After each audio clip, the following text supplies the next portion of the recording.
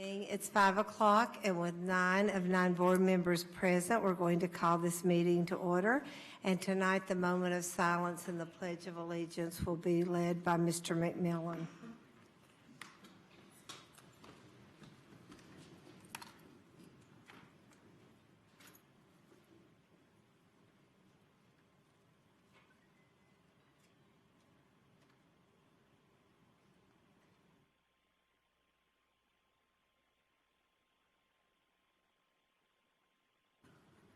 Please face the flag, salute.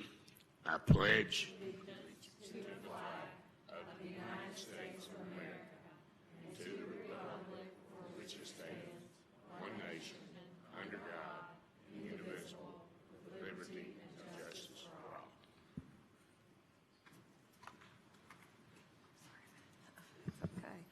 Okay, we have a couple of announcements tonight. The first one is that several of the board members will be attending the National School Boards Association Annual Conference in San Antonio, Texas, April the 6th through the 9th.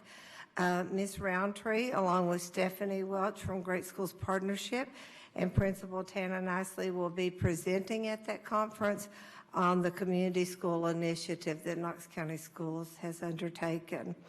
Just a reminder that the Teacher Supply Depot will be open from 7 a.m. until 12 noon on Saturday, March 24th, giving our teachers and teaching assistants one last opportunity to shop for free this year.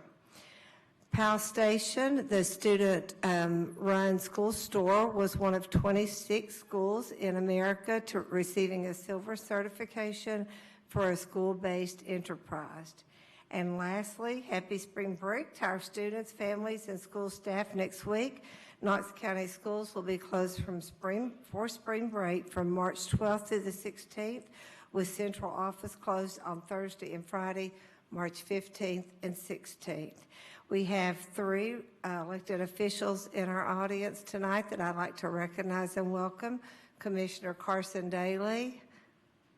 Thank you, Commissioner Daly. City Council Representative Stephanie Welch is here with us, and Alderwoman Louise Pavlin is here as well. So thank you all for being here with us and joining us. Just a reminder that the item regarding Gap Creek Elementary School's contract with Camp Wesley Woods Incorporated for their 5th grade student field trip has been added as item 7C17. Ms. Fugit, yes, thank changes you. To the agenda. Yes, had my light ready. Thank you.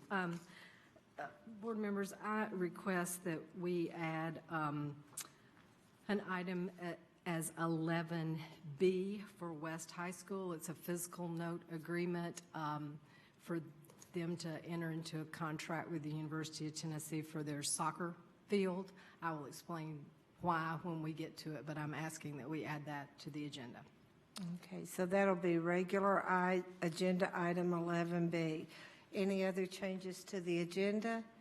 Do I have a motion? Move approval. Motion by Ms. Roundtree. Do I have a second by Mr. Norman? All in favor of those requested changes, say aye. Aye. Aye. All opposed. Okay. Brett Foster will be first up for our recognition of the USDA School Nutrition Award winners. Madam Chair, members of the board, thank you for this opportunity to recognize the Healthier U.S. School Challenge Award winners. These awards are a true testimony to teamwork and collaboration in our schools. The work done to achieve these awards can be attributed to many people and organizations. Thank you to the principals, school staff, and cafeteria staff for the work done each day to promote healthy habits through good nutrition and physical activity. Thank you to Coordinated School Health, Great Schools Partnership, and the Knox County Health Department for helping support this work in various ways and for assisting in the application process for these awards. We're fortunate to have 2 special guests with us this evening. First is Ms. Lori Paisley, who serves as the Executive Director of Healthy Schools at the Tennessee Department of Education, and Ms. Veronica Barnes, who is the Branch Chief of School Nutrition Programs for the Atlanta Food and Nutrition Services Office of USDA. Ms. Barnes will be coming to say a few words about the awards and then present the awards to the schools. Thank you.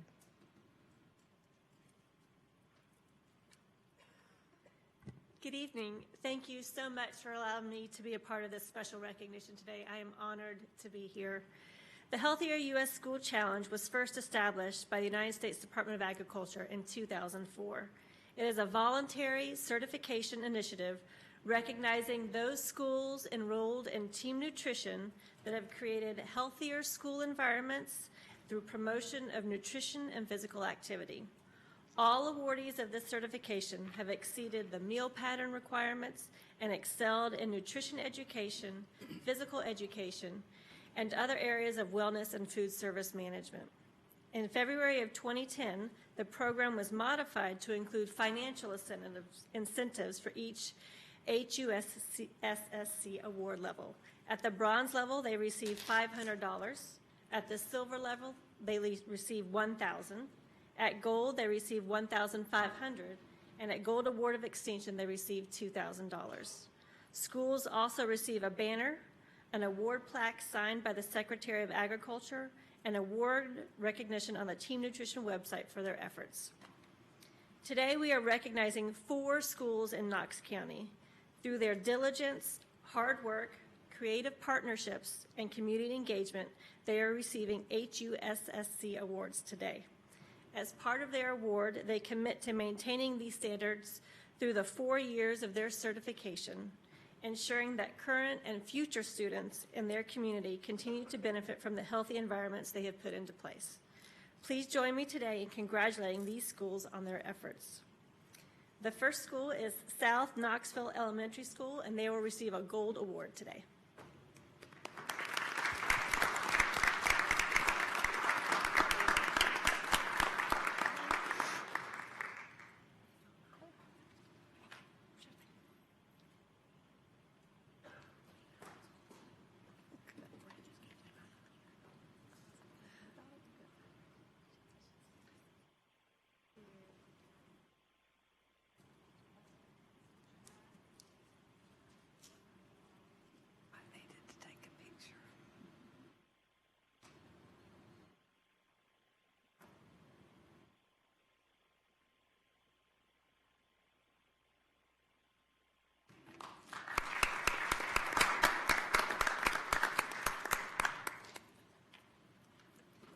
The next school, is Westview Elementary School, and they are also receiving the gold award.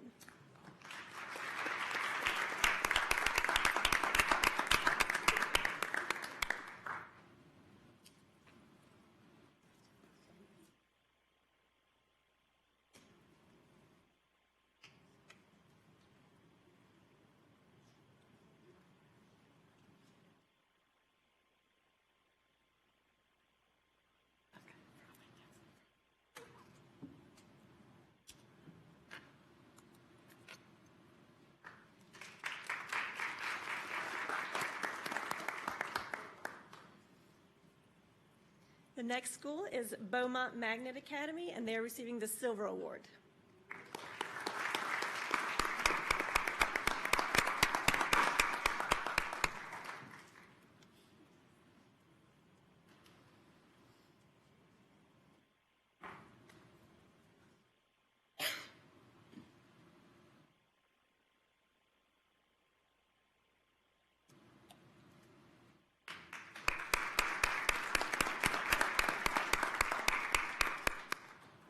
And the final school today is Dogwood Elementary School, and they are also receiving the Silver Award.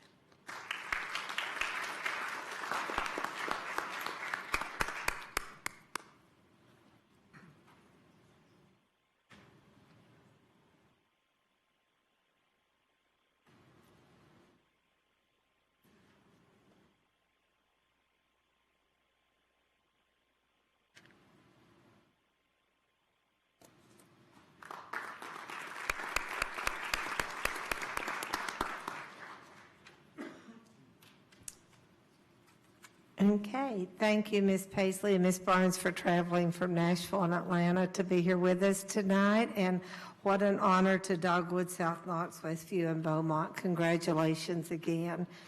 The next recognition for tonight, I'll refer to Superintendent Thomas. Thank you, Madam Chair, members of the board. This evening, we're so pleased to recognize our grade level Teachers of the Year, elementary, middle, and high school. But before I introduce our teachers that are here and recognize them, let me tell you a little bit about the Teacher of the Year. Tennessee Teacher of the Year program is designed to promote recognition, respect, and appreciation for teachers to stimulate interest in teaching as a career and encourage public involvement in education. Teachers of the Year are selected competitively through 5 cycles, including building, system, core office level, grand division, and state from the elementary category, pre-K through 4th grade, middle category 5th through 8th grade, and high school level 9th through 12th grades. Truly honored to introduce Knox County Schools' 3 Teachers of the Year, and I think you'll agree these professional educators are role models, leaders, and simply incredible people. So we appreciate what they do for our students and their schools each year. So first of all, from the elementary level, Madison Snyder from Bonnie Cade Elementary. She's been teaching with Knox County Schools since 2014. She served as a Canvas summer camp counselor, a technology trainer, and a mentor teacher, and as a team leader. Mrs. Snyder has also served such groups as Girls on the Run of Greater Knoxville and Camp Bayoka, and served in many volunteer roles for her school's PTA. So Madison, if you would come forward, and Ms. Roundtree.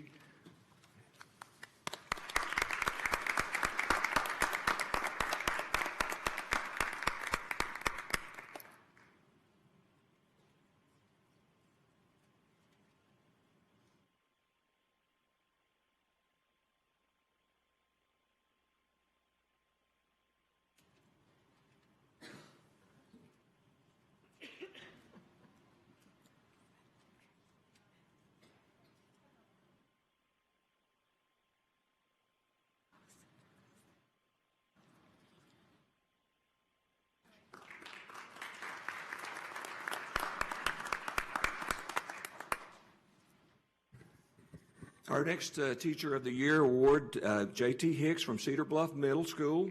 He's been teaching for 12 years and has been with Knox County Schools since 2012. In that time, he has served as a mentor teacher, a team leader, and as a member of the Principal Advisory Committee for the school.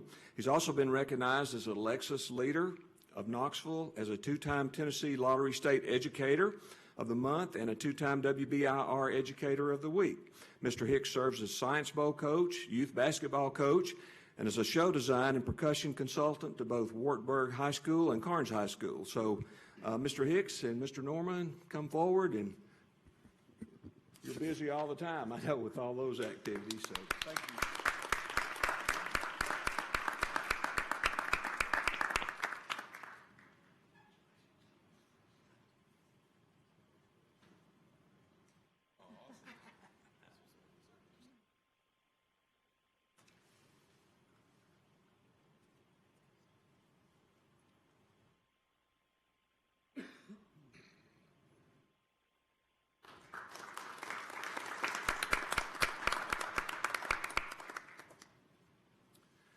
Now for our high school Teacher of the Year, Brian Shields from LNN STEM Academy. Has been teaching for 10 years, has served as the Science Department Chair, as a member of the UTK Earth and Planetary Sciences Advisory Board, on the National Honor Society Committee and Staff Development Committee.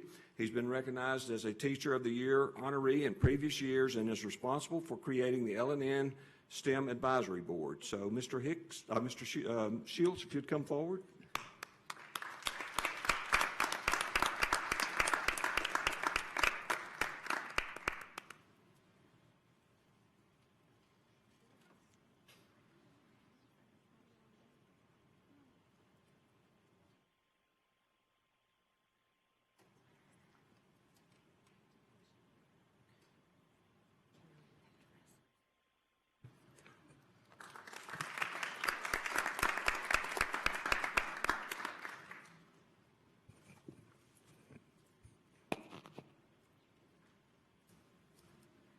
Once again, congratulations to all the Teachers of the Year. Ms. Coatney? Item 7, consent agenda. Move approval. Motion made by Ms. Fugit, seconded by Mr. Norman. All in favor say aye. Aye. All opposed? Motion carries. Item 8A, approve second reading of Knox County Board of Education Policy I-440, Wellness Policy, Nutritional Standards for Food Items Sold as amended. Motion by by Ms. Dethridge, seconded by Mr. Norman. Any discussion on this item? Okay, all in favor say aye. Aye. All opposed, motion carries. Item 8B was withdrawn. 9A, approve Year 3 application and receipt of funds for a school improvement grant for Vine Middle Magnet School in the amount of $528,700. Motion by Ms. Dethridge, seconded by Mr. Norman. Any discussion on this item? Okay, all in favor say aye. Aye. All opposed, motion carries. 9B, approve application contract with the University of Tennessee and receipt of funds from the Tennessee Space Grant Consortium in the amount of $26,547 for activities associated with the Student Spaceflight Experiments Program. Motion by Mr. Norman, seconded by Ms. Owen. Any discussion on this item? Okay, all in favor say aye. Aye. All opposed, motion carries. 9C, approve memorandum of agreement for partner organizations A1 Learning, Boys and Girls Club, First Tee of Greater Knoxville, Shades of Development, and YMCA to apply for a 21st Century Community Learning Centers program funding to provide after-school services at multiple Knox County schools. So moved. Motion made by Ms. Roundtree. Thank you, Mr. Norman, seconded by Mr. Norman.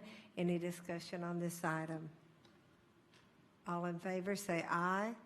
Aye. All opposed, motion carries.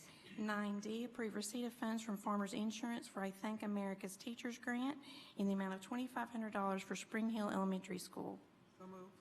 Motion by Ms. Dethridge, seconded by Mr. Norman. Any discussion on this item? Okay, seeing none, all in favor say aye. Aye. All opposed, motion carries.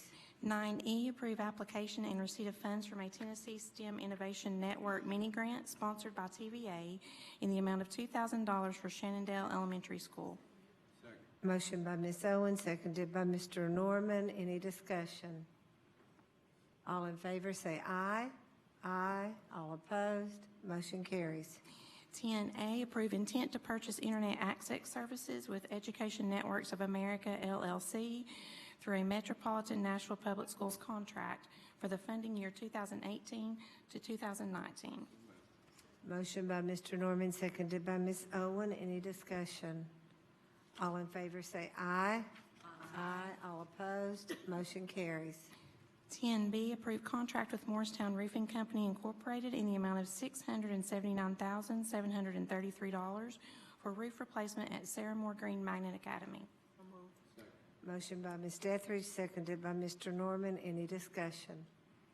Ms. Owen? There is a possibility that I may be related to the owner of the company, and so I will recuse myself from the vote. Okay, thank you for making us aware of that. Seeing no other lights on, all in favor say aye. Aye. Aye. All opposed, motion carries. 10C, approve end-user restricted key section agreement with Medico Asset Abloy and FM George Safe and Lock Company for provision of professional services, key cutting equipment, key blanks and locks for Gibbs and Hardin Valley Middle Schools, and the maintenance and operations facility. Second. Motion by Mr. McMillan, seconded by Ms. Roundtree. Any other discussion on that? Okay, all in favor say aye. Opposed, motion carries. 11A, approve tenure for eligible teachers. So moved.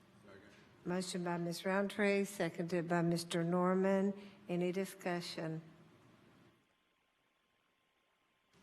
Okay. All in favor say aye. Aye. All opposed, motion carries. Item 11B, approve facility use agreement with the University of Tennessee Athletics Business Office for use of the Regal Soccer Stadium by the West High School Boys Soccer Program, March 22nd through May 2nd, 2018. Move approval. Second. Motion made by Ms. Fugit, seconded by Mr. Norman. Ms. Fugit. Yeah, I just want to explain why this is coming to us at the last minute. West High School does not have a separate soccer field. The turf The artificial turf is going to be going in. They're ripping up the turf on Monday. The soccer season starts before we vote again, and Ashley Jesse, the principal, was just able to work out a deal with the University of Tennessee to let us rent Regal Stadium, let West High School rent Regal Stadium for $700, $100 per game instead of $4,800. She got the contract yesterday and got it to the law director, so that is why it is late, and I apologize because we know I don't like late things, but this is truly an emergency. Okay. Mr. Norman? Where is Regal Field? I'm sorry, it's the University of Tennessee. It's the Lady Vols soccer stadium. It's the closest facility to West High School that is a regulation soccer field. Okay, so it's not the fields that are On there where Sutherland. golf No, range used to no. be?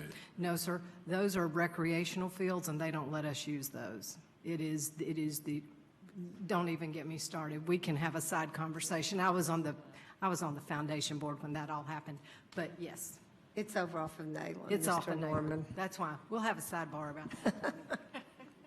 Okay, is there any other discussion? Then all in favor of this, say aye. Aye. All opposed, motion carries. Ms. Roundtree? Thank you, Madam Chair. We have quite a few people signed up for a public forum tonight. Just a reminder to state your name and county of residence when you're called up to the podium. Our first public speaker is Herbert Monsieur.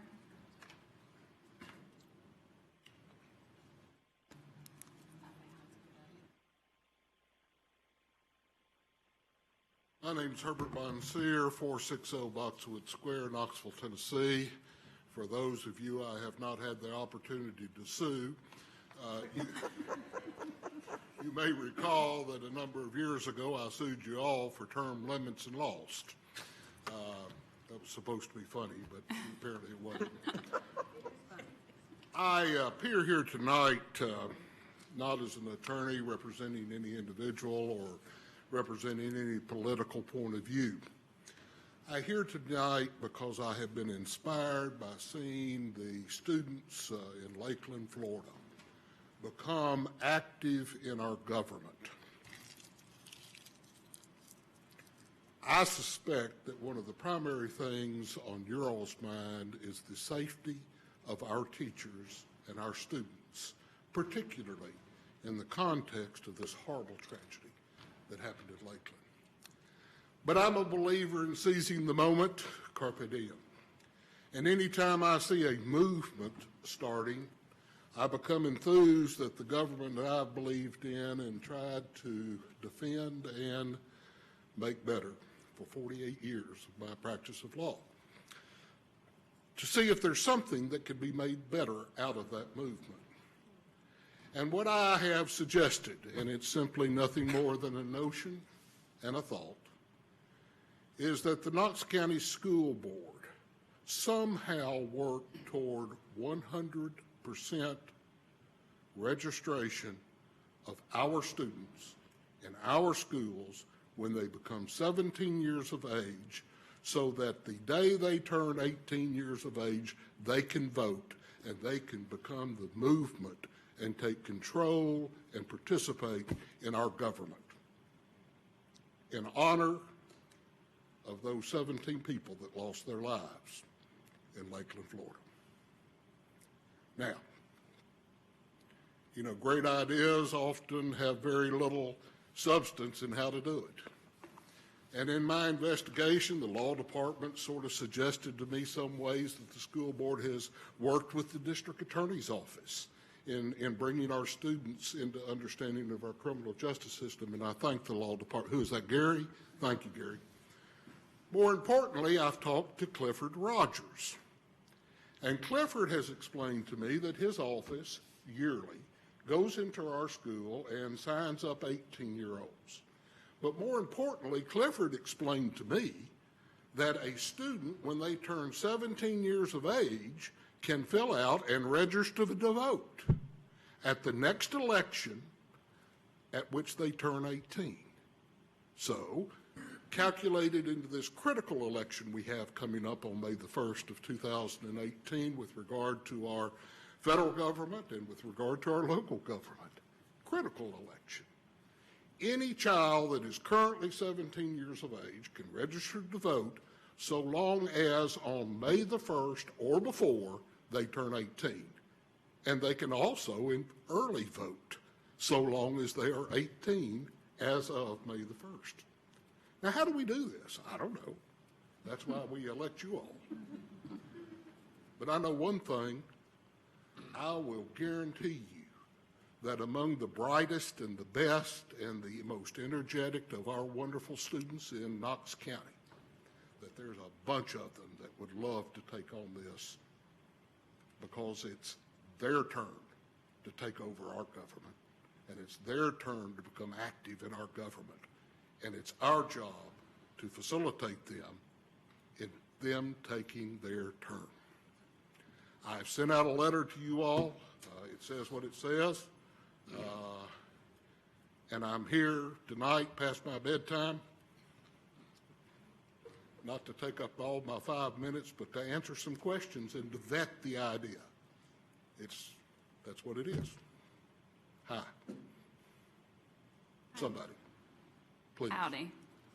Thank you. Hey. Hey, we don't typically discuss now, but thank you very much. I read it. I think it's a wonderful idea, and I'm sure we'll take it under advisement. Great. That's it? Somebody say it's a stupid idea so I can feel like I normally feel when I'm in court with a judge. Thank you all so much for paying attention. Thank you for what you do, and thank you for your service. Thank you, Mr. Monsieur. Our next speaker is Reggie Jenkins.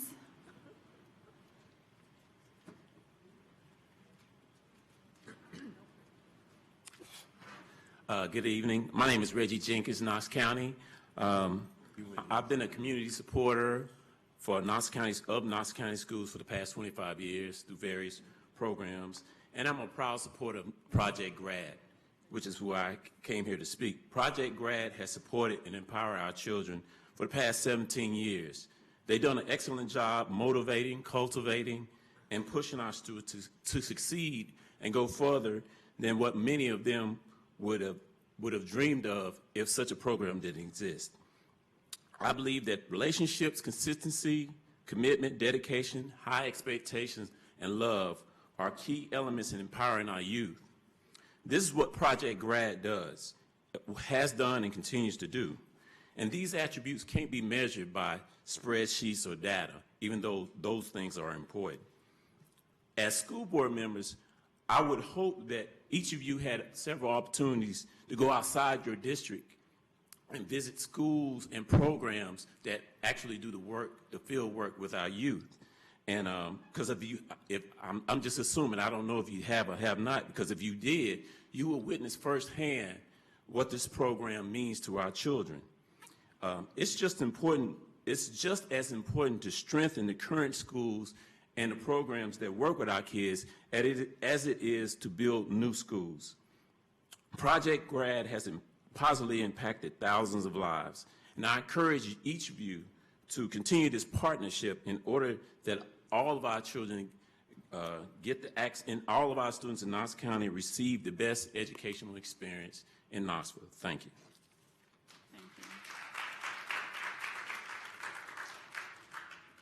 Here is Peyton Dindy.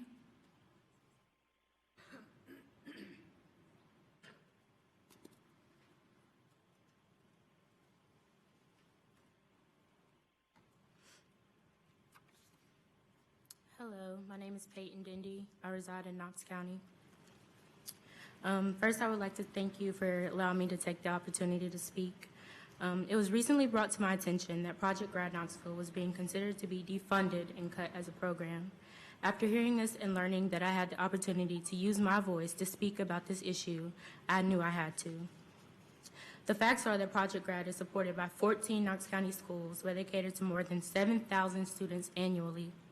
Project GRAD offers continuous support to students as they matriculate through school that they may prepare students for a brighter life and future.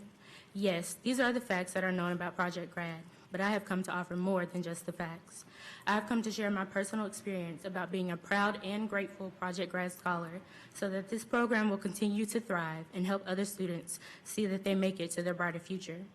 This program was initiated in 2001, and I was introduced to Project Grad when I attended Spring Hill Elementary in 2002 to 2008. I was greeted by the bubbly Mrs. Christy Kirk, a student and family support team leader for Project Grad. She became someone who I always found in my corner, and she always offered encouragement whenever I needed it. It was then that I began to recognize the determination behind this program. My Project Grad experience continued when I attended Austin East Magnet High School.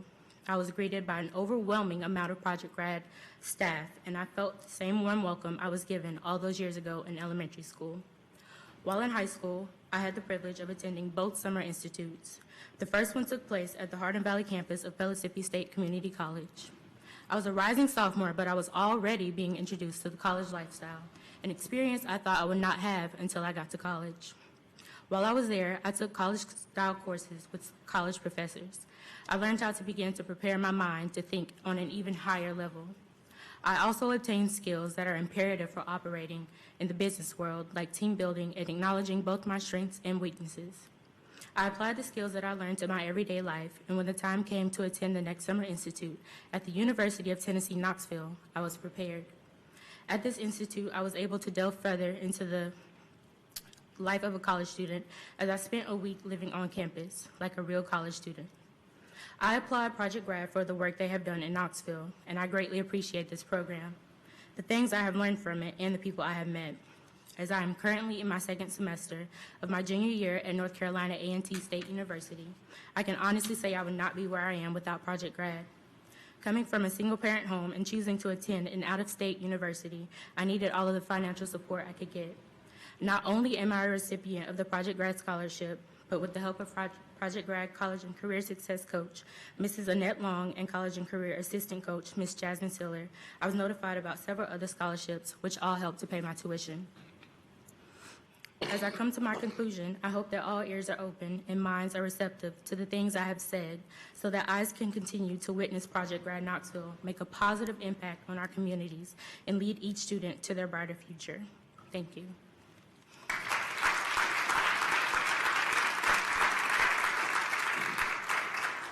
Our next speaker is Vivian Underwood-Shipe.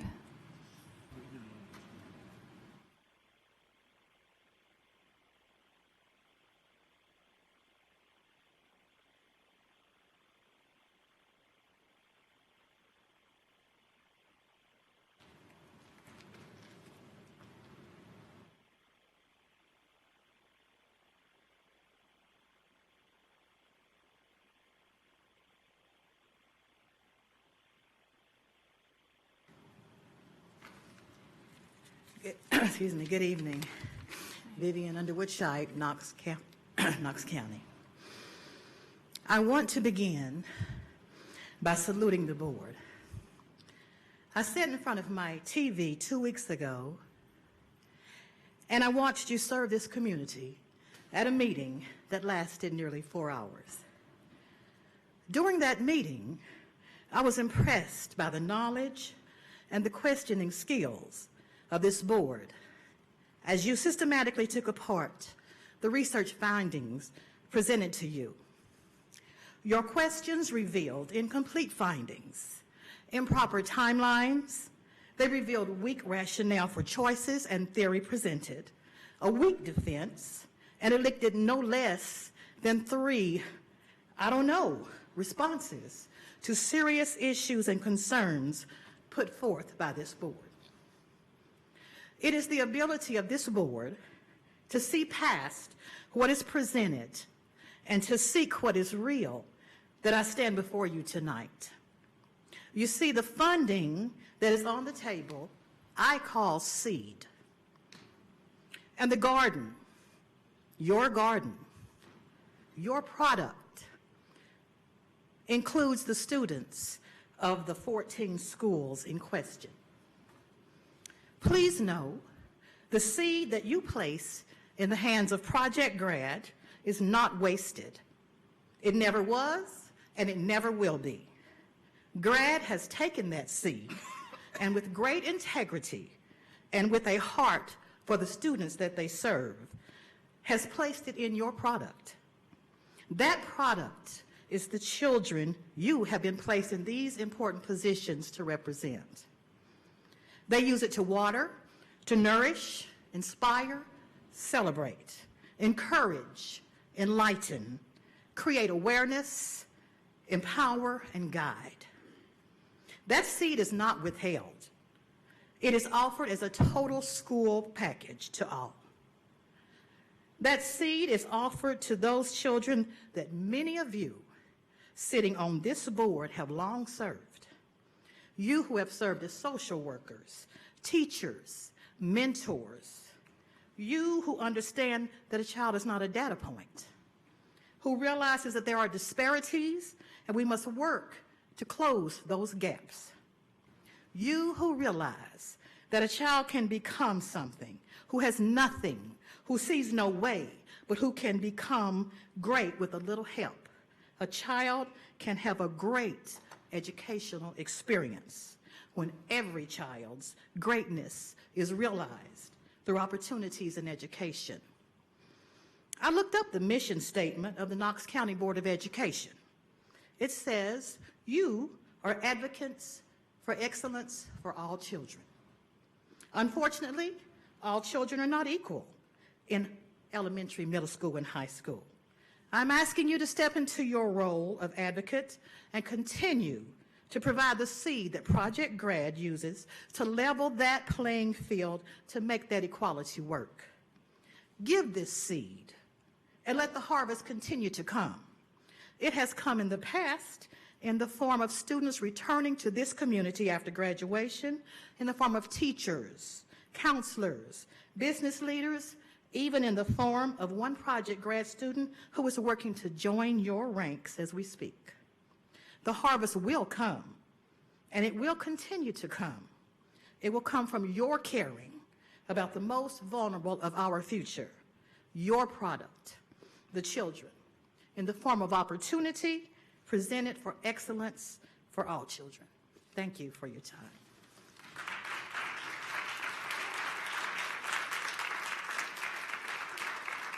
Speaker is Joshua Pavlin.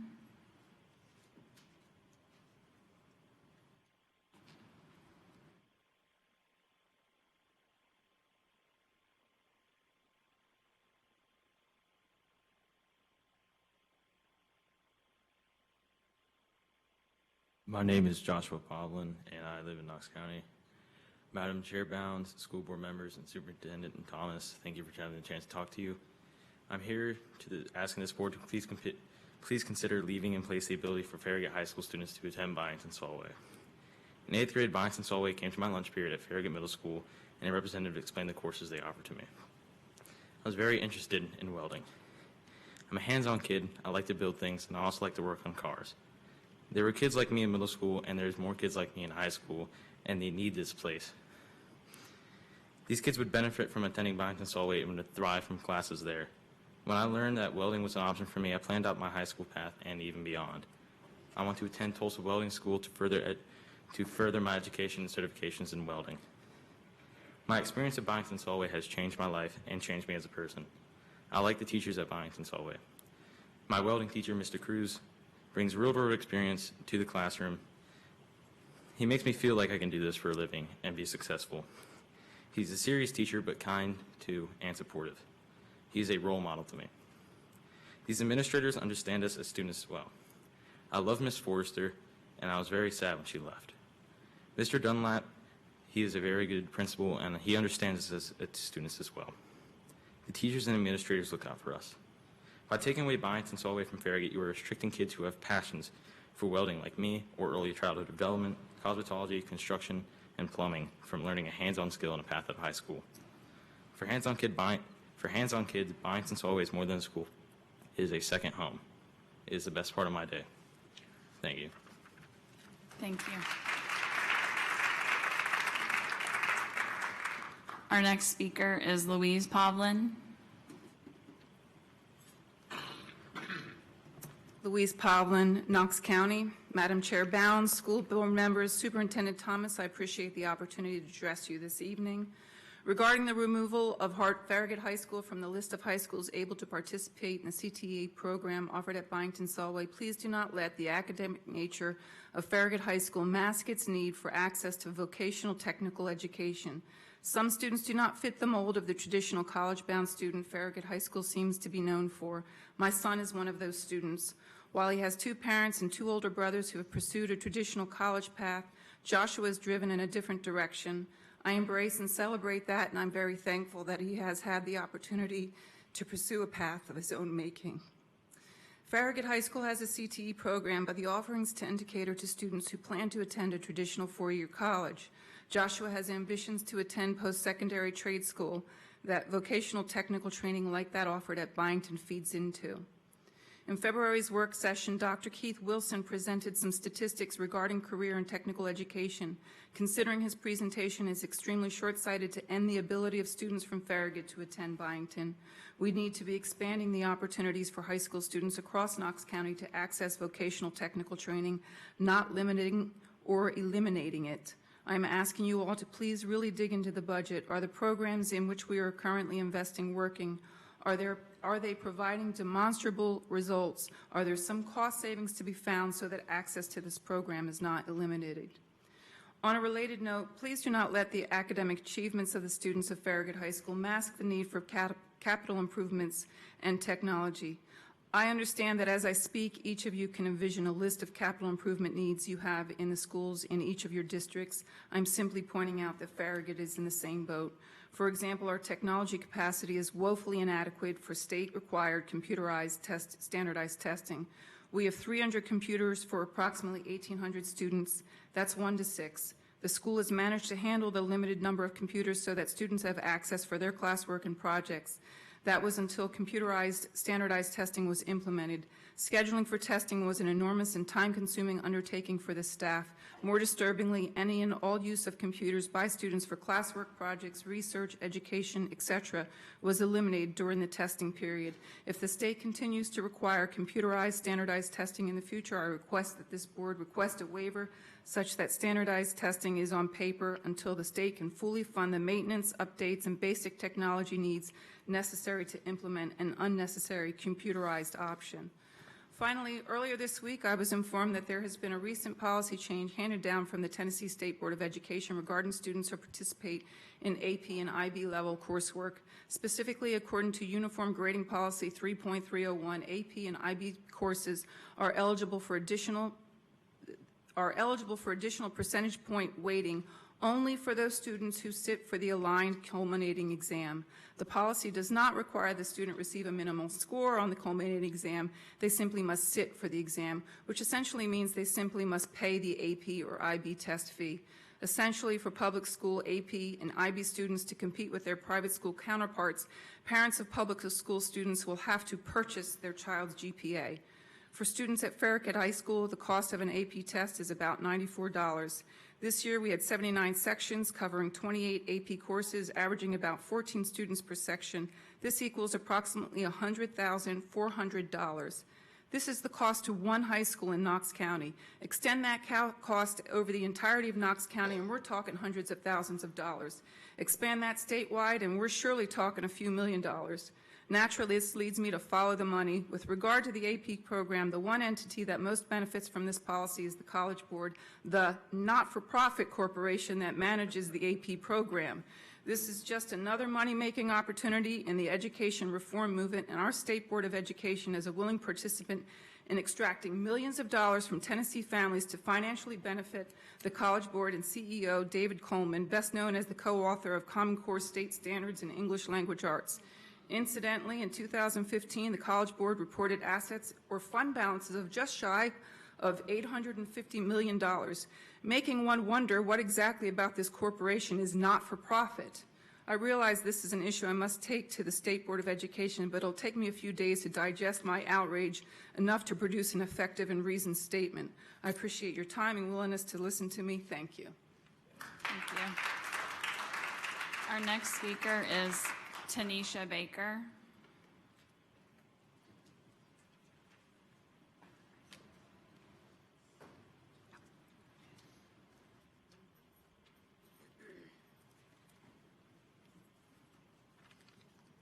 Good evening. I am appreciative of the opportunity to speak before you today. As not only an employee of Project Grad, but I also speak to you as a District 1 resident, a parent of a KCS student, and as a graduate of Austin East High School. As I know, it has to be quite challenging for the 9 of you to make a decision in the best interest of almost 60,000 students. I wanted to express a couple of thoughts as to why I believe the continued investment in Project Grad as a pass-through investment for over 6,500 students is worth it. If you were to ask parents, teachers, students of those that have benefited from just our K-8 supports, I am confident they would enthusiastically share the impact Project Grad is making on young minds while planting seeds for success in high school and beyond. The question should not be, do you want to lose your services and keep grad? I don't believe that's the option that should be presented. The question is, do you want to continue to align your supports through community schools with the college and career access component provided by grad? A thought was previously shared that an economically disadvantaged student is the same at all schools. I recently researched and presented around the topic of concentrated poverty. Location, learning environment, neighborhood, tenured teachers versus new teachers, access to opportunities and resources all play a role in counteracting the effects of poverty. Although every student in the schools served by grad aren't impoverished, due to the influence of concentrated poverty, they are impacted as well. It may be easier for a counselor to extend extra support to 20 students or maybe 50. But what about when you have to do that for 300 students or 400 students, maybe even 500 students? Being in poverty or being in a school that has congregated a large number of students of color is about deficiencies and inadequacies. It's about being hungry or homeless or hopeless or neglected or deprived. It's about not having access to opportunities and experiences and quality of life. Before we are understood, we must seek to understand. And we do understand that the income-based achievement gap is the largest indicator of educational inequality in the United States. We also understand that your location or your zip code directly impacts certain things. Your zip code is a better predictor of health than genetic code. Your zip code is a better predictor of your odds of success.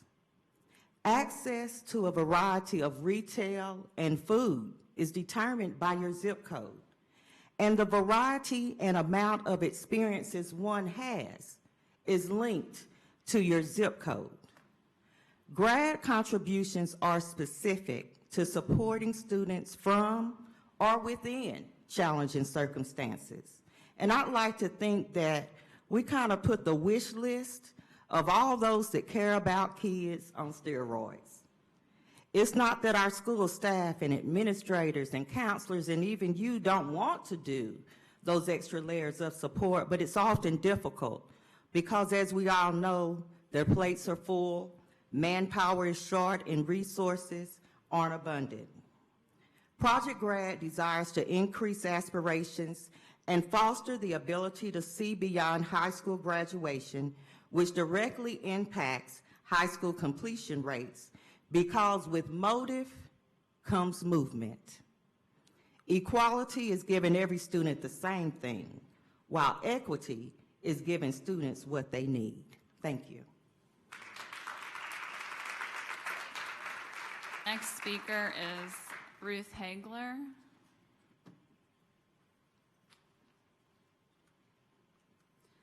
Hello, my name is Ruth Hagler, and I reside in Knox County. And excuse me, my voice is a little, yeah. Firstly, I'd like to thank the board for the opportunity to speak today. I'm a senior at the University of Tennessee, Knoxville, and I'm studying social work, and I'm currently doing my internship with Project Grad at Austin East High School.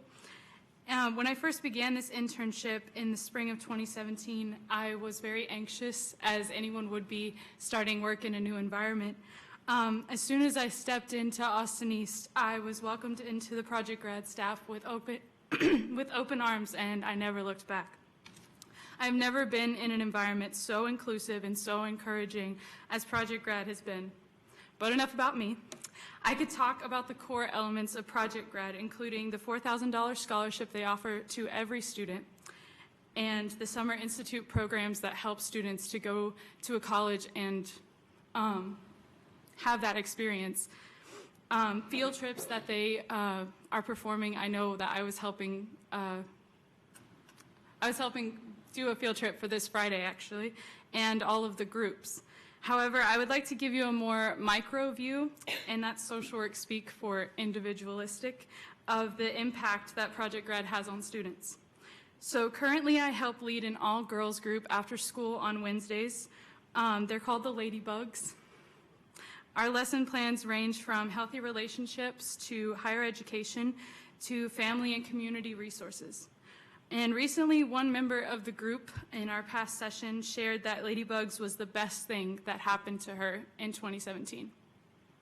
Without Project Grad, this group would not exist, and these students would not have this support system. And lastly, I would like to say that Project Grad has addressed every single social work field assignment that I have been assigned. This agency is imperative for the students at this school, and it should not be up for debate. I strongly consider this school board to take into account all the programs that Project Grad has to offer and how many lives would be impacted. Thank you. Thank you. There is Jasmine Jackson. Hello, my name is Jasmine Jackson. I'm currently a resident of Knox County, and I want to thank the board for letting me speak today. I'm going to start off by saying that I'm a junior at the University of Tennessee, Knoxville, and like Ruth, I am also a social work major. I've only been an intern at Austin East working with Project Grad for half of the semester, but already I have seen the impact it has on the students, the school, and the community. My first couple of days working as a Project Grad intern, we did a lot more than just talk to kids about higher education. I was taken to a closet that was full of clothes. I was told that Project Grad had been hearing from the students that they did not have clothes to wear to school. I was shown another closet full of boxes of food. I was then told that some of the kids needed food to take home with them on Fridays, or else they might not eat. These are things I had not thought about, and I certainly did not think that Project Grad would be responsible for these tasks. I did not know that I would go home worrying if I would ever see a student again, because earlier that day, they had disclosed to the Project Grad office that they were scared they might get jumped after school. I found myself curious as to why some of these students came to Project Grad instead of going to the school counselors for these issues. Now, 2 months into my internship, the answer is clear. The students at Austin East look to Project Grad for more than just scholarship information and career success. The students come into the Project Grad office looking for a shoulder to cry on. Sometimes they come in looking for a place to lay their head at night. They come in looking for encouragement and support they need to get through the day, and sometimes maybe even a snack or a bottle of water. You might be thinking that this is all stuff that a school counselor could do, so why do we need Project Grad? My response to that would be that the students at Austin East know, and now I know, that Miss Tanisha, Reverend Jones, Coach Mays, Miss Linda, Miss Cynthia, and Tarika are so much more than just college and career coaches. They, along with other Project Grad employees, are committed to much more than just improving graduation rates. They are invested in the well-being of the students they serve and the community of East Knoxville as a whole. I've never came across anyone who was as selfless or committed. I have never seen a school program with more of an impact than Project Grad. I pray that when you make your decision, you consider what I and others have said. And thank you. Speaker is Max Davenport.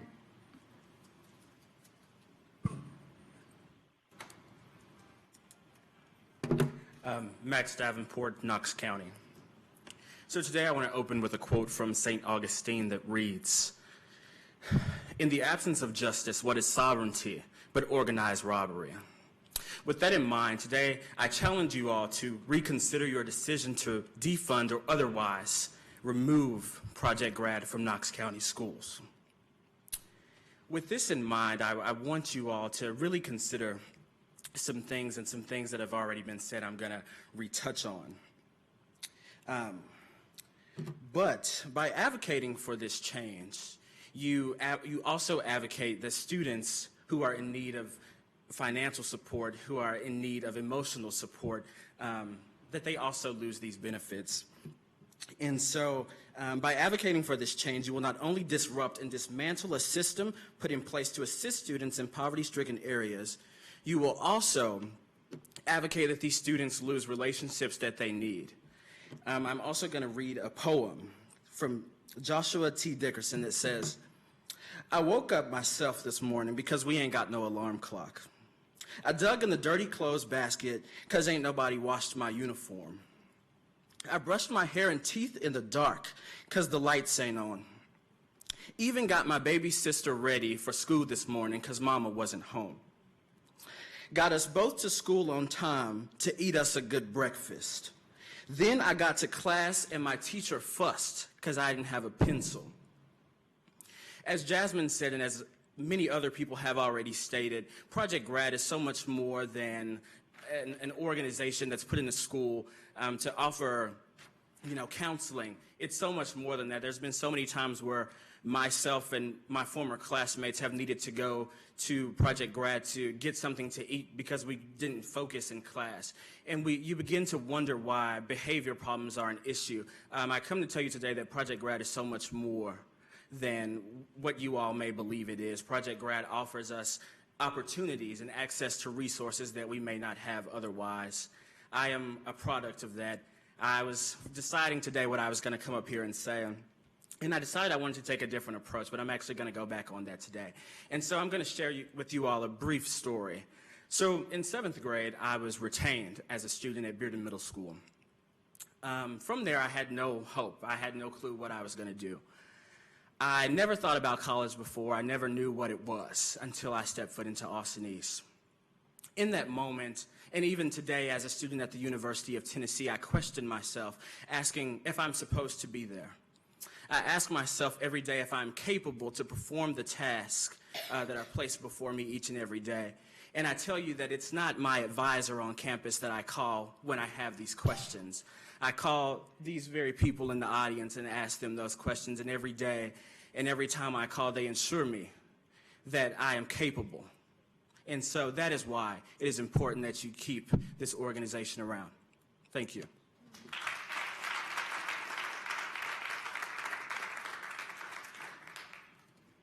Our next speaker is Shara Johnson.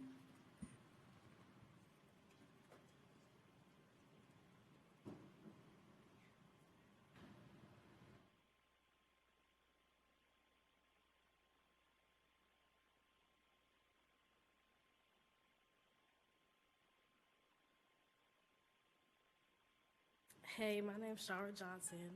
I live in Knox County. I'm a junior at Flint High School. I wanted to share with you my experience as a student in Knox County schools and a participant in a program called Project Grad. I grew up lived with my mom and my brothers. Nobody in my family never went to college, so I never really planned that for myself.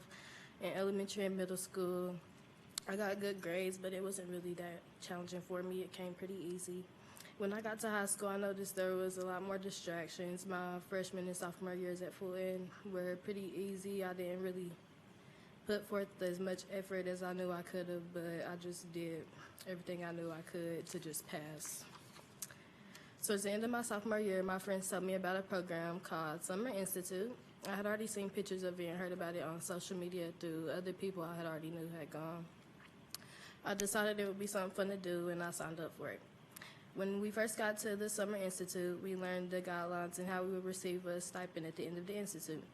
I didn't realize this could be a really fun experience, but that I would have to put a lot of hard work and effort in to actually get the stipend.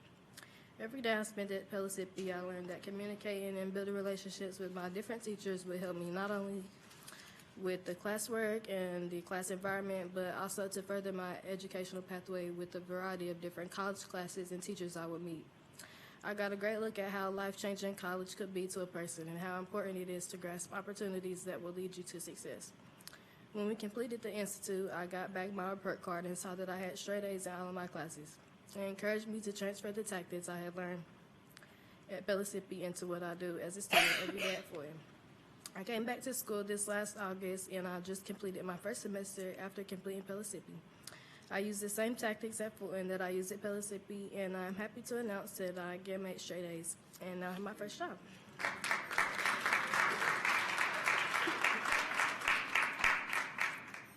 I'm now on track to go to college, and this is my main goal and focus, to make a better, more comfortable life for myself in the future.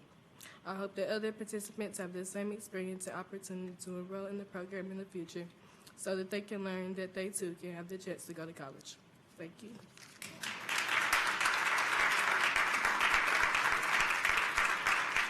Our next speaker is Sandy Lanzoni.